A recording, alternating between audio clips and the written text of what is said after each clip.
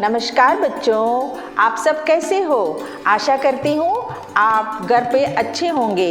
बच्चों, मैं उदया कुमारी फिजिकल एजुकेशन टीचर और आज हमारी क्लास पर सूर्य नमस्कार और प्राणायाम के बारे में हमारे फिजिकल एजुकेशन टीचर तिरुसेल्वी मैडम और नागा मैडम कर दिखाएंगे। बच्चों, अब करते हैं सूर्य नमस्कार। सूर्य नमस्कार 12 शारीरिक स्थितियों की श्रृंखला है।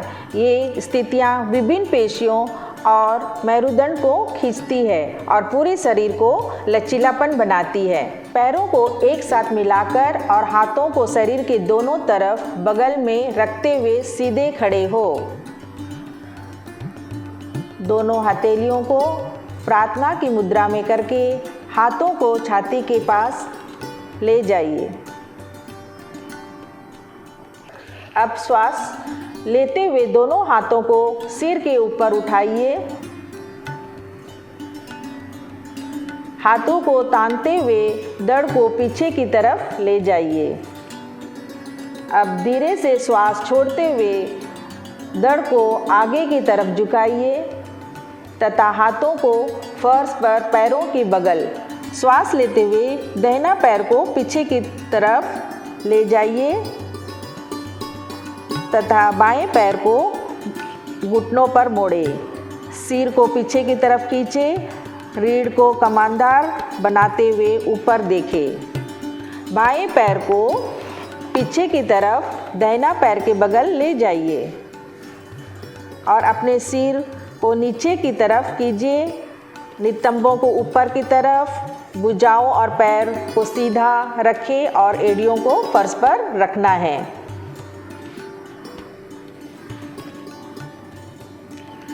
घुटनों, छाती और टोडी को फर्श पर नीचे रखिए। नितंबों को थोड़ा ऊपर रखें। घुटने, अंगूठे, छाती, हाथ और टोडी फर्श को स्पर्श करना चाहिए।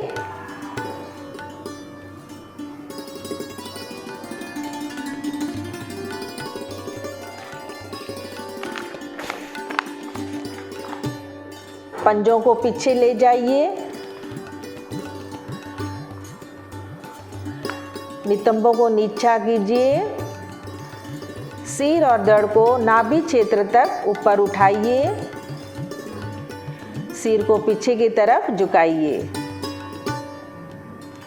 अब नितंबों को ऊपर उठाते हुए भुजाओं को सीधा करते हुए सिर व धड़ को फर्श की तरफ नीचा करें।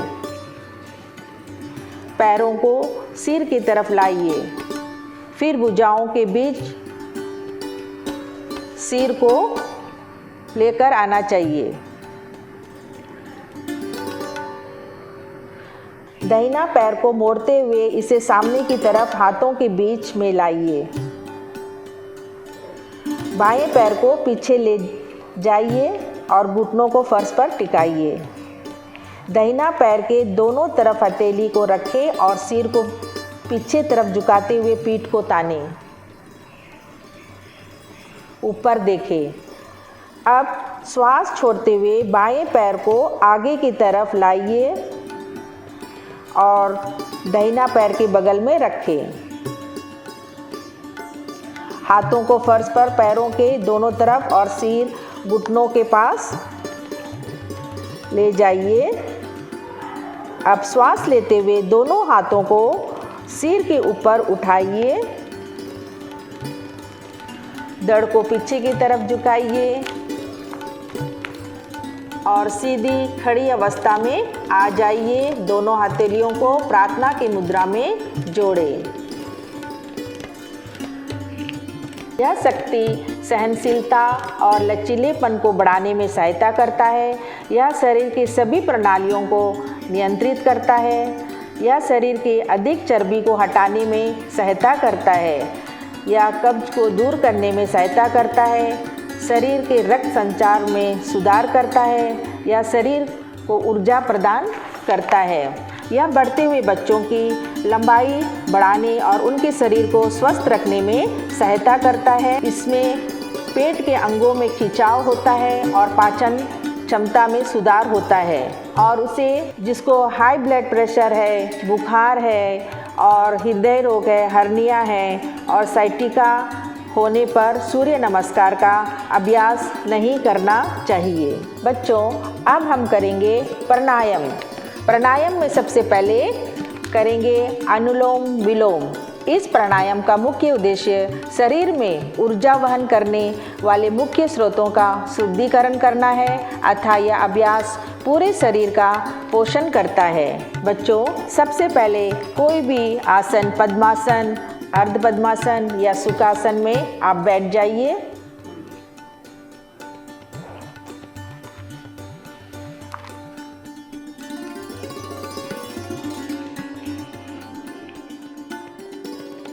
कमर, सिर सीधा रखें और आँख को बंद कर ले। अब ज्ञान मुद्रा में बाएं हथेली बाएं घुटने के ऊपर रखनी चाहिए और दाएं हाथ नासिक मुद्रा में होना चाहिए। दोनों नाक से पहली गहरी श्वास भरेंगे और श्वास को बाहर छोड़ेंगे। अब अपने दाएं अंगूठे से दायां नसिका को बंद करेंगे।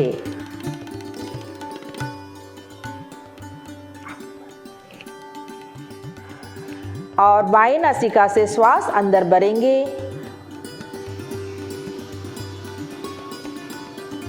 पूरा सांस भरने के बाद अनामिका उंगली से बाएं नासिका को बंद करेंगे और अंगूठे को हटाते हुए दाएं ओर से श्वास बाहर छोड़ देंगे। अब जहां से श्वास छोड़े हैं एक बार फिर वहीं से दाएं नासिका से श्वास अंदर भरेंगे।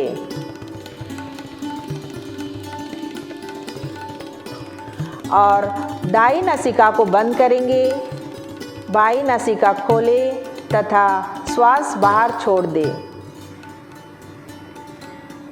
यह अनुलोम विलोम प्राणायाम का एक चक्र है, इसे 5 बार दोहराइए।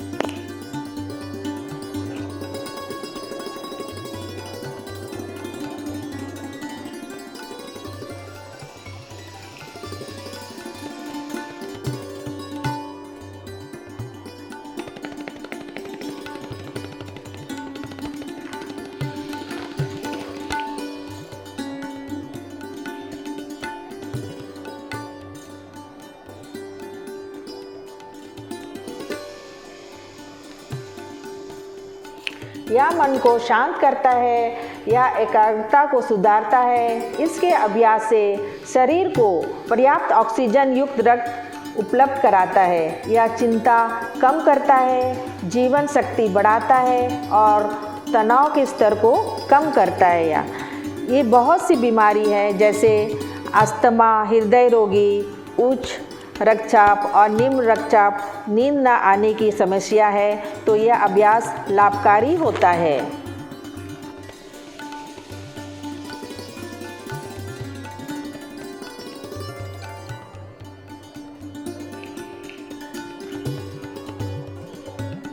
बच्चों, अब करेंगे भस्त्रिका प्राणायाम। भस्त्रिका प्राणायाम योग के अनुसार श्वास लेने का एक अभ्यास है जिसमें फेफड़ों की कार्य प्रणाली को सशक्त बनाने के लिए जल्दी और गहरी श्वास ली जाती है। बच्चों, सबसे पहले पद्मासन या कुछ भी ध्यानात्मक आसन में आप बैठ सकते हैं। अब आपके जो मुंह है बंद रहेगी। अब नाक के द्वारा बल लगाकर श्वास अंदर लें और बाहर छोड़ें। दोनों हाथों को मुट्ठी बनाकर कोहनी मोड़ें और कंधों के पास ले जाइए। श्वास भरते हुए हाथ ऊपर उठाना है। हाथ ऊपर खोलेंगे, जब नीचे हाथ लाएंगे मुट्ठी बंद होगी। इस प्रकार आपको 10 से 15 स्ट्रोक करना है।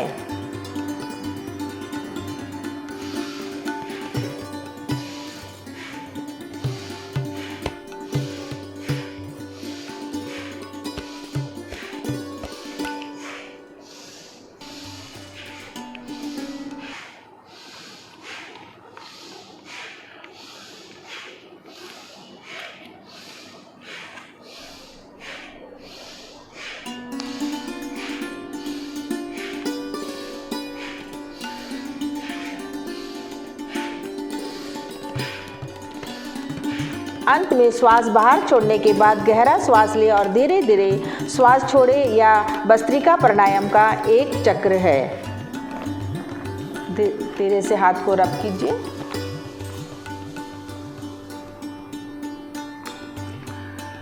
लाभ: यह शरीर की सभी प्रणालियों को मजबूत बनाता है। यह भूख में सुधार करता है। यह कफ को नष्ट करता है। यह रक्त प्रवाह में ऑक्सीजन और कार्बन डाइऑक्साइड के आदान प्रदान में वृद्धि करता है। हृदय रोग और ब्लड प्रेशर हाई है और जिसको चक्कर आता है, पेट में अल्सर से पीड़ित व्यक्तियों को इस प्राणायाम का अभ्यास नहीं करना चाहिए। बच्चों, अब करेंगे भ्रामरी प्राणायाम। भ्रामरी शब्द ब्रह्म से लिया गया है, जिसका अर्थ है भौरा।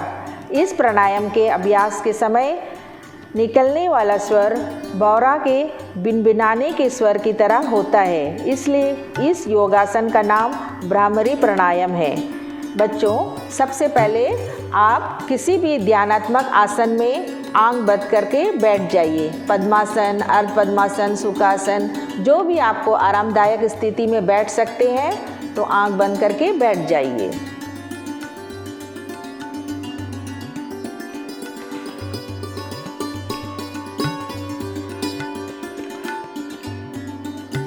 बच्चों, आंख बंद रहेगा,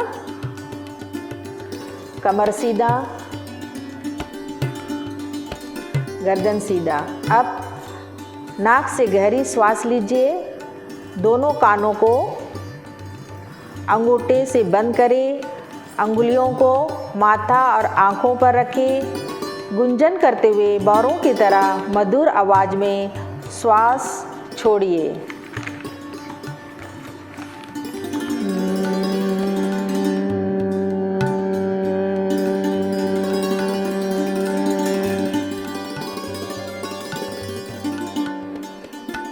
आवाज़ को धीमा रखते हुए उस पर ध्यान लगाइए।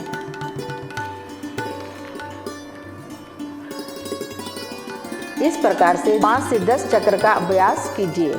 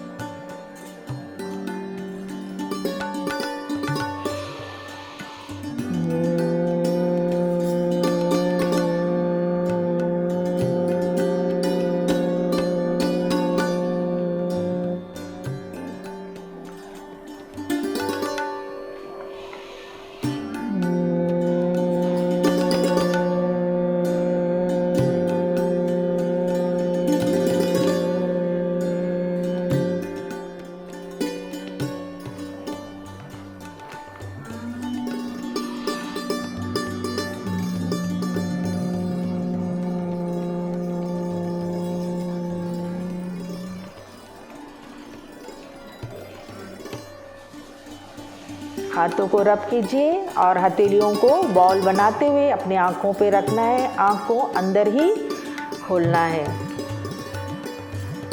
इससे जो है हमें यह लाभ होती है कि मस्तिष्क में गूंजने वाली ध्वनि है बहुत शांतिदायक होती है तथा तनाव और चिंता को दूर करती है। लाभ: मस्तिष्क में गूंजने वाली ध्वनि बहुत शांतिदायक होती है तथा तनाव और चिंता को दूर करती है। यह उच्च रक्तचाप को कम करने में उपयोगी होती है। यह मन में शांति लाती है और क्रोध, चिंता तथा अनिद्रा को कम करने में सहायता करती है। यह स्मरण शक्ति में सुधार लाती है और गले की बीमारियों में आराम पहुंचाती है। हानि: कान में संक्रमण के समय इस प्राणायाम का अभ्यास नहीं करना चाहिए। बच्चों, आशा करती हूँ कि आप घर पे रोज़ योगाभ्यास करते होंगे और योगाभ्यास रोज़ करना चाहिए ताकि आप फिज़िकली फिट रहेंगे। नमस्ते।